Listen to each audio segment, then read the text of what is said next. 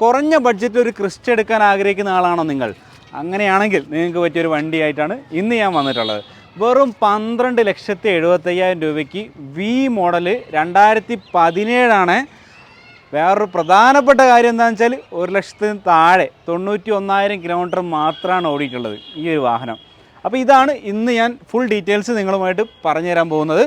2017 second ഓണർഷിപ്പാണ്. 91,500 ആ റേഞ്ചിലാണ് ഓടിയിട്ടുള്ളത്. Through out company സർവീസാണ്. ജെന്യൂൻ കിലോമീറ്ററാണ്. ഇപ്പോൾ നമ്മളിങ്ങനെ കിലോമീറ്ററൊക്കെ പറയുന്ന സമയത്ത് പുതിയ പ്രേക്ഷകരൊക്കെ ചോദിക്കാറുണ്ട്, കിലോമീറ്റർ ജെന്യൂൻ ആണോ എന്നൊക്കെ വീണ്ടും ചോദിക്കാറുണ്ട്. കിലോമീറ്റർ കാര്യങ്ങളൊക്കെ പ്രോപ്പറായിട്ടുള്ള വണ്ടി മാത്രമാണ് വീഡിയോയ്ക്കകത്ത് കാണിക്കാറുള്ളത്. അത് തിരിച്ച വണ്ടികൾ കാണിക്കാറില്ല. അങ്ങനെ കാണിക്കാനാണ് ഇഷ്ടംപോലെ വണ്ടികൾ ഇവിടെ ഉണ്ട്.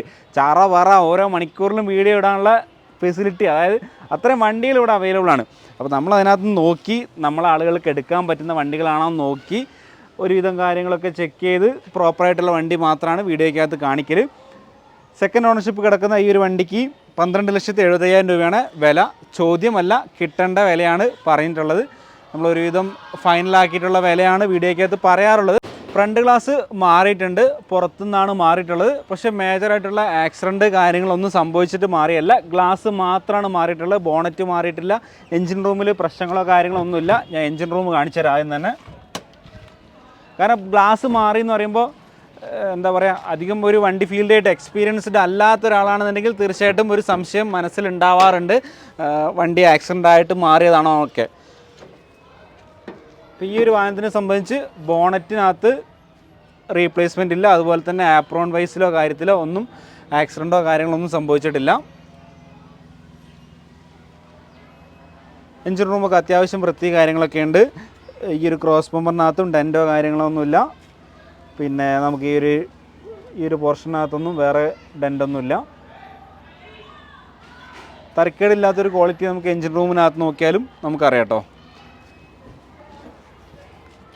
ഞാൻ ആദ്യം തന്നെ കാണിച്ചെന്ന് ഈ ഒരു ഗ്ലാസ് മാറിയതുകൊണ്ടാണ് എഞ്ചിൻ റൂം ആദ്യം തന്നെ കാണിച്ചു തന്നിട്ടുള്ളത്. പിന്നെ ഓൾറൗണ്ട് നമുക്ക് നോക്കാം. ബോണറ്റൊക്കെ അത്യാവശ്യം നല്ല വൃത്തിയുണ്ട്. അതുപോലെ തന്നെ റൂഫ് നോക്കുകയാണെന്നുണ്ടെങ്കിൽ നല്ല വൃത്തിയുണ്ട്. വേറെ ഡെൻറ്റോ കാര്യങ്ങളൊന്നുമില്ല. ഈ ഒരു സൈഡിലേക്കൊക്കെ വരികയാണെന്നുണ്ടെങ്കിലും കുറച്ച് ടച്ചപ്പ് കാര്യങ്ങളൊക്കെ ചെയ്തിട്ടുണ്ട് കേട്ടോ. ഇതൊക്കെ എനിക്ക് തോന്നുന്നത് ടച്ച് ചെയ്തിട്ടുണ്ട്. ഇതൊക്കെ റീപെയിൻ്റ് ആണ്. ഫുള്ളായിട്ട് 100% ഒറിജിനൽ പെയിൻറ്റിലുള്ള ഒരു 50,000 കിലോമീറ്ററിൻ്റെ മുകളിൽ ഓടിയ ഒരു ഡൽഹി വണ്ടിയോ ഒരു HR വണ്ടിയോ നിങ്ങൾക്ക് കാണാൻ പറ്റില്ല. 100% ഗ്യാരണ്ടിയാണ്. അപ്പോൾ സ്വാഭാവികമായിട്ടും സ്ക്രാച്ച് കാര്യങ്ങൾ ഉണ്ടാവും. ഡൽഹി റോഡിൽ അത്ര റഷുള്ള റോഡാണ്. അപ്പോൾ അതിൻ്റെ ടച്ചപ്പ് കാര്യങ്ങളൊക്കെ ഉണ്ട്. ബോണറ്റൊക്കെ ഒറിജിനൽ പെയിൻ്റാണ്. ഡോറും ഒക്കെ ഒറിജിനൽ പെയിൻറ്റ് തന്നെയാണ്. പിന്നെ ഈ ഒരു സൈഡിൽ നോക്കുകയാണെങ്കിൽ ഗ്ലാസ്സൊക്കെ ഒറിജിനലാണ്. ഒറിജിനൽ ഡോറാണ്. കമ്പനി പേസ്റ്റിങ് വരുന്നുണ്ട്. ഇതും ഒറിജിനൽ ഡോറാണ്, കമ്പനി പേസ്റ്റിങ്ങിൻ്റെ. ടയർ ഭാഗങ്ങൾ ഈ ഒരു സൈഡിലത്തെ 2 ടയർ നമുക്കൊരു 50% 50 to 60% ആണ് ടയർ അവൈലബിൾ ആയിട്ടുള്ളത്. അലോയ്സിൻ്റെ മുകളിലൊക്കെ കുഞ്ഞു കുഞ്ഞു സ്ക്രാച്ച് കാര്യങ്ങളൊക്കെ ഉണ്ട്. ഒന്നൊന്ന് റീപെയിൻറ്റ് ചെയ്യേണ്ടതായിട്ടുണ്ടാവും. പക്ഷേ ബോഡിയുടെ മുകളിൽ നമ്മൾ റീപെയിൻറ്റ് വർക്ക് കാര്യങ്ങളൊന്നും ചെയ്യാനില്ല. അത്യാവശ്യം ഒരു വൃത്തി കാര്യങ്ങളുണ്ട് കേട്ടോ.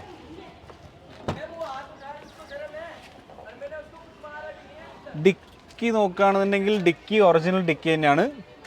ഈ ഒരു സൈഡിലൊന്നും വേറെ ആക്സിഡൻറ്റോ കാര്യങ്ങളൊന്നുമില്ല. എല്ലാം നല്ല നീറ്റാണ്. ഡസ്റ്റ് അല്ലാതെ വേറെ ഇഷ്യൂസോ കാര്യങ്ങളൊന്നുമില്ല. 7 സീറ്ററിലാട്ടോ വണ്ടി വന്നിട്ടുള്ളത്. അതായത് സെൻറ്ററിലെ 2 സീറ്റും ക്യാപ്റ്റൻ ടൈപ്പ് സീറ്റാണ് വന്നിട്ടുള്ളത്. ഞാനത് ഉള്ളിലൂടെ ഫ്രണ്ട് ഡോറിലൂടെ കാണിച്ചു തരാം ഡീറ്റെയിൽ ആയിട്ട്.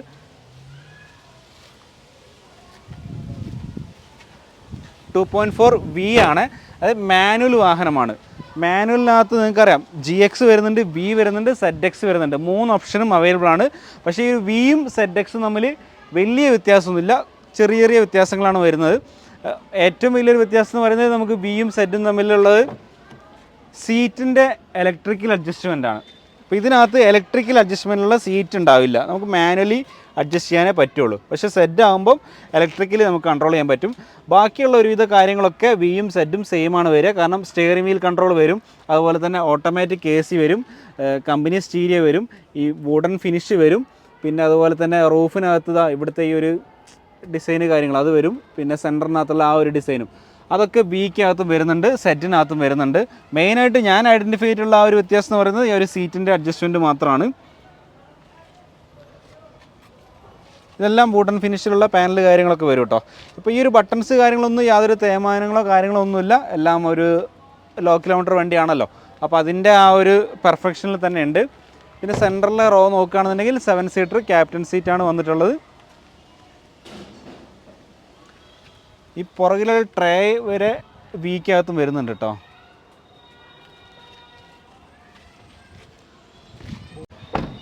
പിന്നെ ഇതിനകത്ത് ഇത് കുറച്ച് എക്സ്ട്രാ ചെയ്തതാണ് ഈ ഒരു ക്രോമിൻ്റെത്. പിന്നെ സെറ്റിനകത്ത് എനിക്ക് തോന്നുന്നത് കുറച്ച് ക്രോം ഫിനിഷ് എക്സ്ട്രാ വരുന്നുണ്ടായിരുന്നു. പക്ഷേ ഈ വണ്ടിയുടെ മുകളിൽ ഇതൊക്കെ ആഫ്റ്റർ മാർക്കറ്റ് ചെയ്തിട്ടുണ്ട്, ആ ഒരു ക്രോം ഫിനിഷ് കാര്യങ്ങളൊക്കെ. റൂഫ് റെയിൽ ആഫ്റ്റർ മാർക്കറ്റ് ചെയ്തതാണ്, പക്ഷേ ടൊയോട്ടയുടെ എംബ്ലം വരുന്നുണ്ട്. എനിക്കൊന്ന് കമ്പനിയിൽ നിന്ന് തന്നെ ചെയ്തായിരിക്കും തോന്നുന്നത്. പിന്നെ ഇതിന് പ്രൊജക്ടർ ഹെഡ് ലാമ്പും വരുന്നുണ്ട് കേട്ടോ.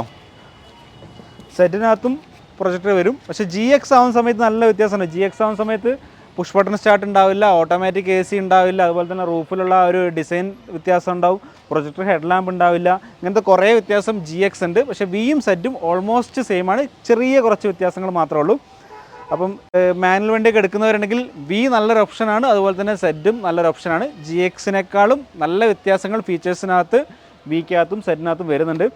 അപ്പോൾ 17 വി ആണ് ഇപ്പോൾ ടാക്സി പർപ്പസിനൊക്കെ എടുക്കാൻ ഉദ്ദേശിക്കുന്ന ആളുകൾക്കൊക്കെ പറ്റിയ വണ്ടിയാണ് കേട്ടോ. ബഡ്ജറ്റ് കുറവിലുള്ള ഒരു ഫരീദാബാദ് രജിസ്ട്രേഷനിൽ വരുന്ന ഒരു ഇന്നോവ ക്രിസ്റ്റയാണിത്. സെക്കൻഡ് ഓണർഷിപ്പ് 91,000 ഓടിയിട്ടുള്ളത്. ഫ്രണ്ട് ഗ്ലാസ് ഒഴികെ വേറെ റീപ്ലേസ്മെൻറ്റോ കാര്യങ്ങളൊന്നുമില്ല, ആക്സിഡൻറ്റ് കാര്യങ്ങളില്ല, ഫ്ലഡ് കാര്യങ്ങളില്ല. 12,75,000 റേറ്റ് വരുന്നത്. വേറെ ഇനിയിപ്പം ഒരുവിധ കാര്യങ്ങളൊക്കെ ഞാൻ പറഞ്ഞിട്ടുണ്ടെന്ന് എനിക്ക് തോന്നുന്നു, ഒന്നും വിട്ടുപോയിട്ടില്ല എന്ന് വിചാരിക്കുന്നു. അപ്പോൾ നമ്മുടെ യൂസ്ഡ് കാർ ഗ്രൂപ്പിനകത്തൊക്കെ ജോയിൻ ചെയ്യാൻ താല്പര്യമുള്ളവർക്ക് എൻ്റെ നമ്പർ താഴെ കൊടുക്കുന്നുണ്ട്. അതിനകത്ത് വാട്സപ്പിനകത്ത് എന്തെങ്കിലും മെസ്സേജ് അയച്ചു കഴിഞ്ഞാൽ ഗ്രൂപ്പിന് ലിങ്ക് ഓട്ടോമാറ്റിക്കലി വരും, അതിനകത്ത് കയറിയിട്ട് ജോയിൻ ചെയ്യാം. പിന്നെ ഈ ഒരു വാഹനത്തെക്കുറിച്ചിട്ടുള്ള എന്തെങ്കിലും കൂടുതൽ ഡീറ്റെയിൽസോ കാര്യങ്ങളൊക്കെ വേണമെന്നുണ്ടെങ്കിൽ തീർച്ചയായിട്ടും എന്നെ കോൺടാക്റ്റ് ചെയ്യാം. പിന്നെ എങ്ങനെയാണ് ഇതിൻ്റെ പ്രോസസ്സ് കാര്യങ്ങളൊക്കെ കുറേ ആളുകൾ പുതിയ ആളുകളൊക്കെ ചോദിക്കാറുണ്ടായിരുന്നു. അപ്പോൾ നമുക്ക് ഈ ഒരു വണ്ടി താല്പര്യം ഉണ്ടെന്നുണ്ടെങ്കിൽ നമ്മൾ ഓണറായിട്ട് സംസാരിച്ചിട്ട് നമ്മൾ ആദ്യം അഡ്വാൻസ് പേയ്മെൻറ്റ് ചെയ്യണം. മിനിമം 25,000 എങ്കിലും നമ്മൾ അഡ്വാൻസ് പേ ചെയ്യണം. കാരണം കുറേ ആളുകൾ 5,000 രൂപ, 1,000 രൂപ, 10,000 രൂപ ഇങ്ങനെയൊക്കെ ചോദിക്കാറുണ്ട്. കാരണം നമ്മളിവിടെ ഒരു ഡീൽ ഉറപ്പിക്കാൻ പോകുന്നതാണ്, നമ്മൾ ഓൺ ടേബിളിൻ്റെ മുകളിൽ പോയിരുന്ന് നമ്മൾ അതായത് ഡയറക്റ്റായിട്ട് പോയി സംസാരിക്കുക ചെയ്യുക. അപ്പോൾ ആ സമയത്ത് നമ്മൾ 5,000 ഒന്നും കൊടുത്തു കഴിഞ്ഞാൽ അമ്മമാർ വാങ്ങിക്കില്ല. മിനിമം 25,000, ചില ഓണർമാർ ഒരു 50,000 ഒക്കെ വേണമെന്നും പറയാറുണ്ട്. അപ്പോൾ എന്തായാലും ഒരു 25,000 റേഞ്ചിൽ നമ്മൾ അഡ്വാൻസ് കൊടുക്കണം. കൊടുത്തു കഴിഞ്ഞാൽ നമുക്കൊരു കുറച്ച് ദിവസം ഒരു ഗ്യാപ്പ് ചോദിക്കാം, അതായത് ഫുൾ പേയ്മെൻറ്റിന് വേണ്ടിയിട്ട്. നോർമലി ഒരു 2-3 ദിവസമൊക്കെയാണ് കിട്ടാറുള്ളത്.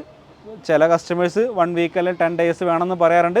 അപ്പോൾ അങ്ങനെയുള്ള കാര്യം നമ്മൾ അഡ്വാൻസ് കൊടുക്കുന്ന സമയത്ത് ഓണറുടെ അടുത്ത് പറയും, ഇങ്ങനെ ഒരു 10 ഡേയ്സ് നമുക്ക് ഗ്യാപ്പ് വേണം. ഓക്കെ ആണെന്നുണ്ടെങ്കിൽ അയാൾ ഓക്കെ പറയുകയാണെന്നുണ്ടെങ്കിൽ നമുക്കത് കിട്ടും. ഇനി അല്ലാന്നുണ്ടെങ്കിൽ ചില സമയത്ത് 10 ദിവസമൊക്കെ ഗ്യാപ്പ് ചോദിക്കുന്ന സമയത്ത് ചിലപ്പോൾ ഒരു 2 lakh ഒക്കെ അഡ്വാൻസ് എമൗണ്ട് ആയിട്ട് ചോദിക്കാറുണ്ട്. അത് ഓരോ ഓണർ ഡിപ്പെൻഡബിൾ ആണ്. നോർമൽ പ്രൊസീജിയർ നമുക്കൊരു 3 to 4 ഡേയ്സ് വരെ നമുക്കൊരു ഗ്യാപ്പ് ചോദിക്കാം. അതിനിടയിൽ ഫുൾ പേയ്മെൻറ്റ് നമുക്ക് ഓണർക്ക് ചെയ്യാം. ചെയ്തതിന് ശേഷം അന്ന് തന്നെ നമുക്ക് വണ്ടി ഡെലിവറി എടുത്തിട്ട് കണ്ടെയ്നറിൽ വിടാം. ബാംഗ്ലൂരൊക്കെ ആണെന്നുണ്ടെങ്കിൽ അതിനുള്ള കാര്യങ്ങളും ചെയ്യാം. പിന്നെ NOCക്ക് നമ്മൾ ഡെലിവറി എടുത്തതിന് ശേഷം മാത്രമാണ് നമുക്ക് NOCക്ക് അപ്ലൈ ചെയ്യാം. NOCക്ക് അപ്ലൈ ചെയ്ത് കഴിഞ്ഞാൽ ഓരോ RTO ടൈം പീരീഡ് ഉണ്ട്. അതായത് ചില RTO പെട്ടെന്ന് കിട്ടും, ചില RTO ഒരു 30 ദിവസമോ അല്ലെങ്കിൽ 40 ദിവസം സമയം എടുക്കാറുമുണ്ട്. അപ്പം NOCക്ക് നമുക്ക് പിന്നെയാണ് കിട്ടുക. പക്ഷേ നമുക്ക് വണ്ടി കൊണ്ടുപോകുന്നതിനോ വണ്ടി ഉപയോഗിക്കുന്നതിനോ പ്രശ്നമില്ല. ഓണർ സൈൻ ചെയ്ത 2930, അതുപോലെ തന്നെ അതിനുള്ള പേപ്പേഴ്സ് കാര്യങ്ങളൊക്കെ അതിനെക്കുറിച്ചൊക്കെ സെപ്പറേറ്റ് ഞാൻ വീഡിയോ ചെയ്തിട്ടുണ്ടായിരുന്നു. അപ്പോൾ അതുകൊണ്ട് ഡീറ്റെയിൽ ആയിട്ട് ഞാൻ അതിനകത്ത് പറയുന്നില്ല. എന്തൊക്കെ പേപ്പറാണോ വേണ്ടത് ആ പേപ്പറെല്ലാം നമുക്ക് കിട്ടും. NOCക്ക് ഇവിടെ അപ്ലൈ ചെയ്യുമ്പോൾ കൊടുക്കേണ്ട പേപ്പർ നമ്മളിവിടെ കൊടുക്കും. ബാക്കിയുള്ള പേപ്പറൊക്കെ നമുക്ക് വണ്ടിയും പേപ്പറും നമുക്ക് കിട്ടും. അത് വെച്ച് നമുക്ക് വണ്ടി ഉപയോഗിക്കാം. പിന്നെ NOC ഇഷ്യൂ ചെയ്തതിന് ശേഷം നമുക്ക് NOC അയച്ചു തരും. ആ NOC വെച്ചിട്ടാണ് നാട്ടിൽ നിന്നൊരു അഫിഡവിറ്റും കൂടി തയ്യാറാക്കിയിട്ടാണ് നമ്മൾ നാട്ടിൽ രജിസ്ട്രേഷൻ പ്രോസസ്സിന് വേണ്ടിയിട്ട് സബ്മിറ്റ് ചെയ്യുക. രജിസ്ട്രേഷൻ പ്രോസസ്സിന് സബ്മിറ്റ് ചെയ്ത് കഴിഞ്ഞാൽ ഒരു വിത്തിൻ 1 or 2 ഡേയ്സിനുള്ളിൽ തന്നെ നമുക്ക് നമ്പറായി KL നമ്പറിലേക്ക് മാറ്റി നമുക്ക് ഉപയോഗിക്കാൻ പറ്റും. ലോൺ സൗകര്യം കിട്ടൂല കേട്ടോ, ആദ്യമേ ഞാൻ പറയുകയാണ്. ഇവിടുന്ന് വണ്ടി എടുക്കുന്ന സമയത്ത് ഇത് ഡൽഹിയിൽ കിടക്കുന്ന വണ്ടിയാണ്. നമ്മളിവിടെ ഡൽഹിയിലത്തെ പ്രൈസാണ് പറയുന്നത്. ഇവിടുന്ന് നമ്മൾ വാങ്ങുന്ന സമയത്ത് റെഡി ഫുൾ പേയ്മെൻറ്റ് ക്യാഷ് കൊടുത്താൽ മാത്രമേ വണ്ടി ഡെലിവറി എടുക്കാൻ പറ്റുള്ളൂ. ലോൺ കിട്ടൂല. നാട്ടിൽ KL നമ്പർ ആക്കിയതിന് ശേഷം മാത്രമേ ലോൺ ചെയ്യാനുള്ള ഓപ്ഷൻ ഡൽഹി വണ്ടികൾക്കുള്ളൂ. വീണ്ടും പറയുകയാണ്. പക്ഷേ ഈ ഒരു വീഡിയോ കാണാതെ നമ്മൾ അടുത്ത വീഡിയോ ചെയ്യുന്ന സമയത്ത് നമുക്ക് പുതിയ ആളായിരിക്കും ചിലപ്പോൾ ആ വീഡിയോ കാണാം. അപ്പോൾ അയാൾക്കൊക്കെ ഈ ഒരു സംശയം ഉണ്ടാവാം. അപ്പോൾ ഇടയ്ക്കിടയ്ക്കൊക്കെ ഈ ഒരു കാര്യം ഇങ്ങനെ വീണ്ടും പറയേണ്ട ഒരു സ്ഥിതിയാണുള്ളത്. അപ്പോൾ ഏതായാലും വീഡിയോ ഇഷ്ടമായിട്ടുണ്ടെങ്കിൽ ലൈക്ക് ചെയ്യുക, ഷെയർ ചെയ്യുക, സബ്സ്ക്രൈബ് ചെയ്യാത്തവരാണെങ്കിൽ സബ്സ്ക്രൈബ് ചെയ്യുക. നമുക്ക് ഏതായാലും പുതിയൊരു വീഡിയോയുമായിട്ട് ഉടൻ തന്നെ കാണാം. അതുവരെ ഇറ്റ്സ് മീ മനു. ബൈ.